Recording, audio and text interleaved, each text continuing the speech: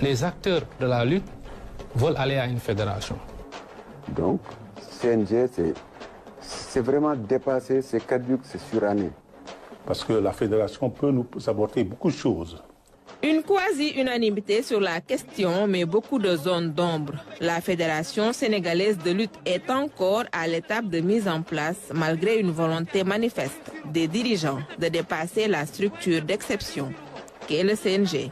Actuellement, la lutte est bien assinée. On a mis les bases réelles d'aller à une fédération beaucoup plus solide, une fédération qui va nous faire oublier ce qu'on a connu dans le passé, c'est-à-dire les bons impayés. Il faut dire que aussi, ces bons impayés-là ont été aussi des motifs, des raisons valables pour dissoudre les fédérations, parce que les lutteurs, certains lutteurs compétissaient, mais après ils avaient des difficultés pour entrer dans leur fonds. Pourtant, l'élection semblait imminente avec la publication par le ministère des Sports de la liste officielle des écuries et associations de lutte reconnues. Mais la procédure est ralentie par des réclamations, un coup d'arrêt.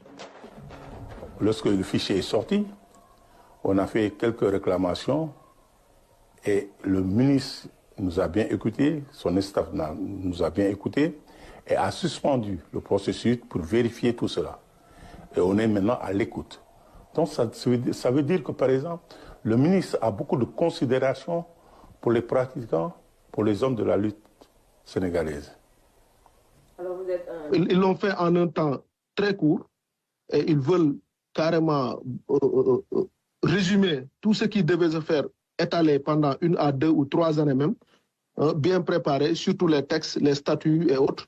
Donc ils ont bâclé les choses. Ils ont mis en place un chronogramme très court, vraiment qui n'est pas en faveur des lutteurs. Il y a 2 ans, 3 ans, ces lutteurs qui disent non, ils ne veulent pas qu'on aille à la fédération. Je ne vais pas citer de nom, ils se reconnaîtront. C'est eux qui disaient on va aller vers la fédération.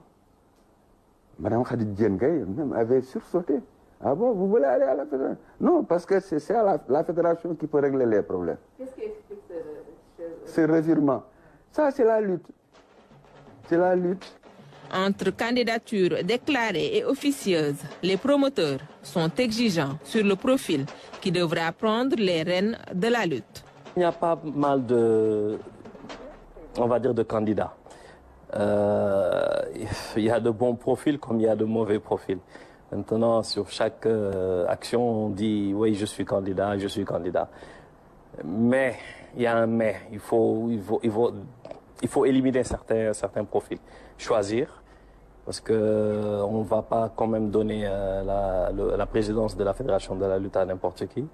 Il faut qu'il soit bien instruit, il faut qu'il soit bien dans sa tête déjà, et il faut qu'il soit bien financièrement pour nous les promoteurs qu'on soit tranquille là où on dépose notre argent. L'instauration d'une fédération devrait également mettre sur orbite les autres formes de lutte et diminuer le diktat de la lutte avec frappe, notamment la lutte olympique. Ce qu'on attend de la fédération, c'est pour protéger, on espère qu'il va protéger quand même les promoteurs, les principaux bailleurs, et on espère aussi de très bonnes nouvelles pour les promoteurs aussi. Oui, bon, vous savez, la fédération, c'est quelque chose de mondial, on va dire. Maintenant, là, les Jeux olympiques vont arriver.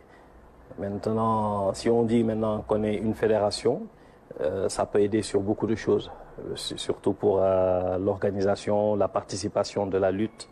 Et on espère recevoir aussi des sponsors qui croient à la lutte. On espère que grâce à cette fédération, ils vont avoir plus confiance en nous. Pour l'heure, plusieurs candidatures sont annoncées d'anciens lutteurs, promoteurs et même d'anciens présidents de CNG, ce qui ressemble à un statu quo pourrait permettre la mise sur pied d'un calendrier définitif complet.